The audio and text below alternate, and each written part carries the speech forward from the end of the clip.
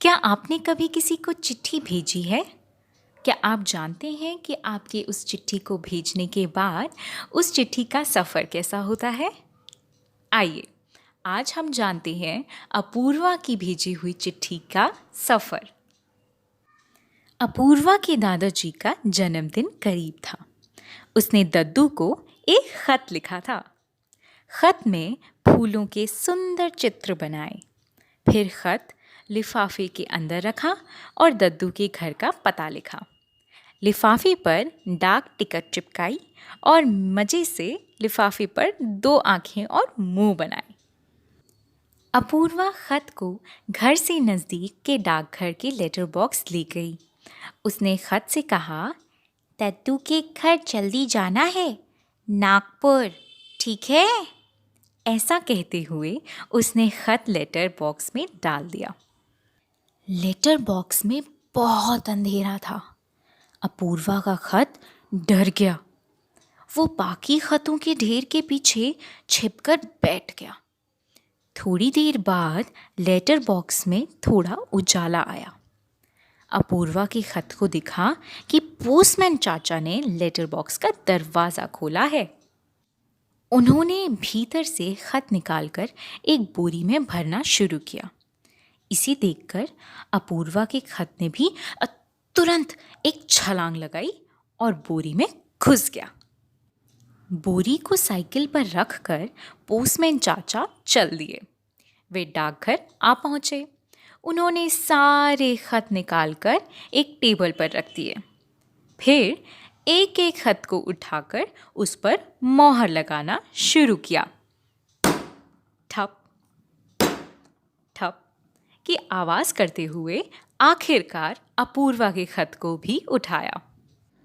खत ने अपनी आंखें मीच ली।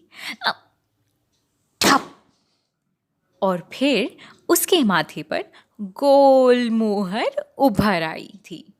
मोहर लगाने के बाद पोस्टमैन चाचा ने अपूर्वा के खत को एक खंड में रख दिया। उस खंड में काफ़ी सारे खत थे। खत ने एक बड़े से पैकेट से पूछा, तुम कहाँ जा रही हो?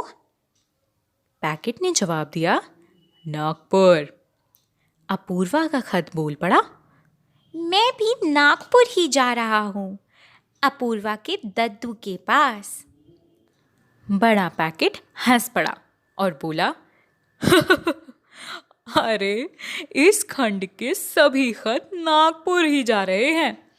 वो पड़ोस वाले खंड के खत मुंबई, उस पार के खंड वाले खत सांगली जा रहे हैं। लेकिन हम लोग नागपुर कैसे जाएंगे? अपूर्वा के खत ने पूछा।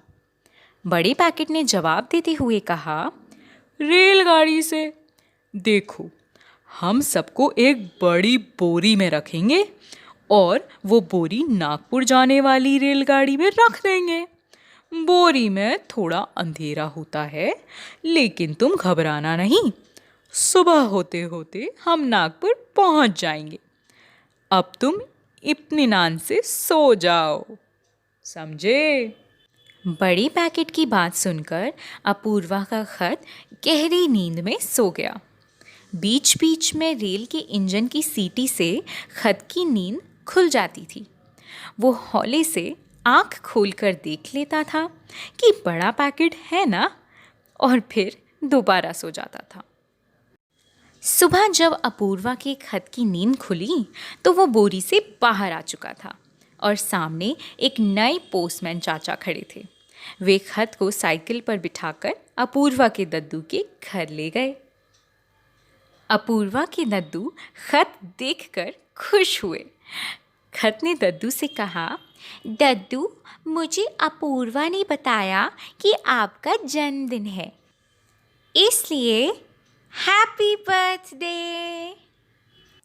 आपने आखिरी बार किसको चिट्ठी भेजी थी?